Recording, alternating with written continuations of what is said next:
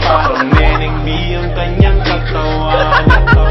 Ang sarap mong titigan. Rosas ka ba? Kasi sa spaceship pinasakay kita. Parang neneng mi ang kanyang katawan. Ang sarap mong titigan. Rosas ka ba?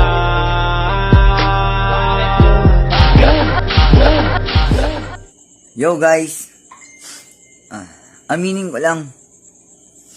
Kasi ang hirap sarilinin eh. Sabihin ko lang kung anong masakit na nangyari sa buhay ko. Eto guys, aminin ko na.